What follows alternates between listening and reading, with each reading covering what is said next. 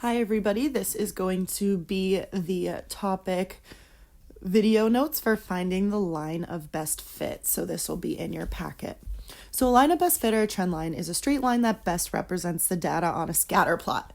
This line may pass through some of the points, none of the points, or all of the points.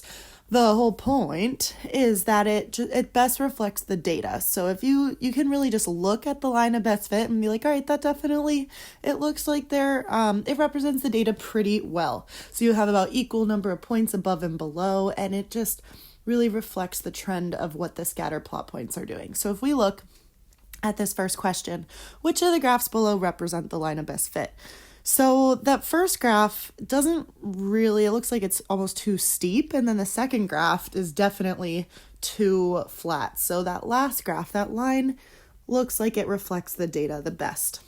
So answer C. Now we're going to use this word called correlation. So there's two parts to correlation. The first part is strong, moderate, or weak. So strong would be the points are really close together, moderate, somewhat apart, weak, they're all spread out. And then we would say positive or negative. So if we were to draw that line of best fit, would it have a positive slope or would it have a negative slope? And then there's another case in the box where if there isn't a trend, we couldn't really draw a line at all, we would say no correlation. So let's start with choosing one from this list. So we'll start with all the pictures, strong, moderate, or weak. So picture number one would definitely be strong because those points are really tight together. They almost form a perfect line if we were to connect them. So those are strong. The next one would be moderate because again, we can see the trend. It's clearly going up from left to right. But they're a little bit more spread out than that first graph. And then the next picture is weak. They're very spread out. That line doesn't really hit a lot of the points, so that would be a weak correlation. All right, the one in the middle is also weak. They're all spread out. We really can't see any trend at all. The next one is also weak, but we see a downhill pattern, but we're not looking at up or down quite yet. For the fourth one, back to moderate. They are closer together, but not super close. And then strong for that last one. They are very close together. They almost form a perfect line. So now let's choose one from the second list. So positive or negative. So this is where if we connected those points, would it have a positive slope or a negative slope? So positive, we want uphill, left to right. So that first one is positive. Second one is positive. The third one is positive, even though it has a weak correlation. Now, this middle one, I could draw a line any which way, and we can't really tell. And that is the case where it's no correlation. We have no idea where the trend is going. It just kind of looks like a bunch of points are plotted and it's messy. So that is no correlation. The next one, they seem to be going downhill. So that would be negative, negative, and negative.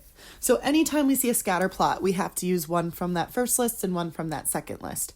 If we can't decide what the trend is, then we say no correlation, like that picture in the middle. So if we look at this example, so look at the graph below, line of best fit it's already drawn in for us. So how many dollars did Jim earn for working 5 hours? All right, well, we have to look at the scatter plot points. So if we look at hours worked at the bottom, it's 5. So that's our X value of 5. So what's the Y value when X is equal to 5? I can see that there is a point, that scatter plot point is just about at 48. So that means Jim earned $48 for working 5 hours. Using the line of best fit, predict how many dollars Jim will earn for working 30 hours. So we need to first write the equation of this line of best fit because X equals 30 is not in that picture. It only goes up to 10. All right, so let's start by picking 2 points. So I'm going to choose 548 because that's the ordered pair from the first one. And then I'm going to pick one. It's not a scatter plot point, but that point I just plotted is a nice intersection on our grid, and that's happening at 1072. Again, a reminder that a line of best fit, if you're writing the equation, it doesn't actually have to be a scatter plot point. It just has to be on the line. So let's find the slope. y2 minus y1 over x2 minus x1. That's going to give us 4.8. All right, I didn't show my work because I trust you guys can find slope between 2 points. So if our slope is 4.8 and we chose 548 or 1072, we cannot put it directly into slope-intercept form because neither of those 2 points is a y-intercept. So let's use point-slope form first and convert it to slope-intercept by distributing and adding 48 to both sides. So our equation is y equals 4.8x plus 24. But that's not what the question's asking. The question's asking, use that line of best fit to predict 30 hours what he would be paid. So 30 hours, that's an x value of 30, and plug it in. Evaluate, multiply, then add 24. So I predict that he would be earning $168 if he worked 30 hours. Is the slope of your line positive or negative? It's positive. The more hours he works, the more money he makes. So both are increasing. According to the line of best fit, when Jim's hours increase by 5, how much do his earnings increase? So this one's a little bit tricky. So I'm going to go to hours worked 0 to 5 and find those two scatter plot points, or the points on my line of best fit. So from 0 to 5, his earnings are going from 24 to 48. So if he's going from 24 to 48, that means his earnings are increasing by $24. So the difference between 24 and 48 is 24. So I kind of used the rise over run to figure that out. You could have also plugged into your equation 0 for x, 5 for x, and then found the difference. But I think just looking at the graph is a little bit easier. All right, our next question is what you're going to see a lot, especially on the PSATs and SATs, is multiple choice questions about line of best fit. So the graph on the left is the bicyclist distance first time. So it's telling us what is the equation of this line of best fit. All right, so the first thing that I like to do, I use process of elimination for these. First thing I eliminate are bad y-intercepts. So if I look at this y-intercept and I look at my scale, every unit going up the y-axis is going up by 20. So it's like 20, 40, 60, 80. So I can eliminate B because 180 would be if it was exactly on that grid. For example, if it was hitting right here. So it's not quite there yet, so 180 doesn't work, but it could definitely be 170, which works for the other three. The second thing I like to do is eliminate based on positive or negative slope. All right, so if we looked at B, I know I colored over it, but it has a positive slope. Again, doesn't really make any sense because that line of best fit is going downhill left to right, so I need a negative slope. So I can't eliminate any more options because both A, C, and D have negative slopes. I'm now just realizing C and D are the same equation, but let's keep going. So it is a negative slope. Again, doesn't help us. Number 3, choose 2 points on the line of best fit, and I wrote it in all capital letters for a reason.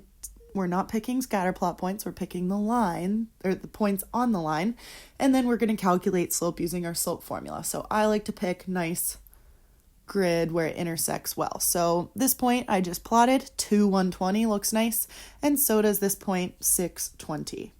So those are my 2 ordered pairs. Let's calculate the slope. So I get a slope of negative 25, which is going to give me option A. When you do this, you're not always going to get the exact value. So I just so happen to get negative 25. If you got something like negative 27, you have to pick what's closest. So obviously negative 27 would be closer to negative 25 than negative 5/8. So again, it just so happened the points I picked were the exact slope of one of the answers, but that won't always be the case. So you always pick the closest slope to what you get. All right, so this slide is pretty much your steps for finding the line of best fit. So I'm not really going to talk too much on this slide. I just want you to refer back to this slide when we do the next problem.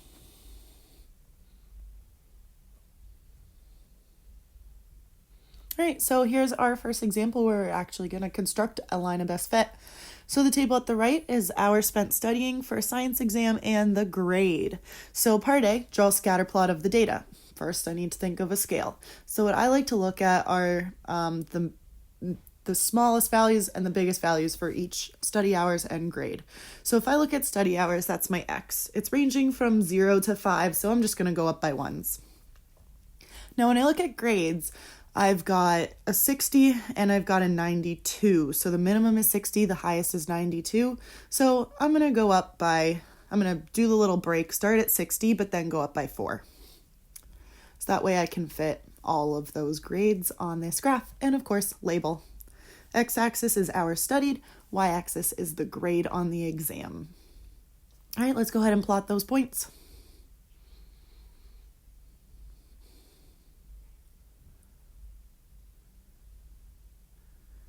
All right, so I've got all my points plotted.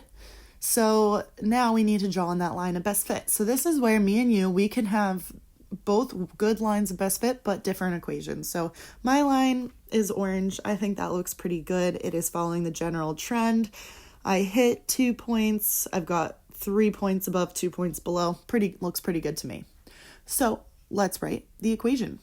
I'm going to pick 2 points on the line. So 0, 60 is on my line, which is nice. I'm going to choose that. It's a y-intercept. But then I made a new point at 488. Find the slope. And I get 7. And the nice thing about picking my y-intercept is that I can use 60 as my b-value. So I don't need to use point-slope form. I can put it directly into slope-intercept form since I have the slope and the intercept. Again, you could have picked 2 different points. You could have gotten a completely different equation. As long as it's close, that's all I care about. Predict the grade for a student who studied for 6 hours. Well, that's an x value, so let's plug it in. So I got 102. So it looks like this student studied for 6 hours, which is a lot of time. They got over 100. Now, could this line go on forever? Why or why not? There's 2 reasons why this line could not go on forever. 1, you cannot study an infinite number of hours. All right, you have a deadline. You have to take the test tomorrow, so you can't take more than 24 hours to study. So our hours studied is restricted. But also, typically, you can't get above like between 100 and 104. Like, not all teachers offer extra credit. There's usually not extra credit. But if there is, like, you don't really see anyone get grades that are 110% or 120%. So there is a cap at some point, but that varies from assessment to assessment or based on the teacher. All right, you guys have 2 U-tries. One is a multiple choice one where you are drawing your own line of best fit and scatter plot. So you can try these on your own. Thanks for listening.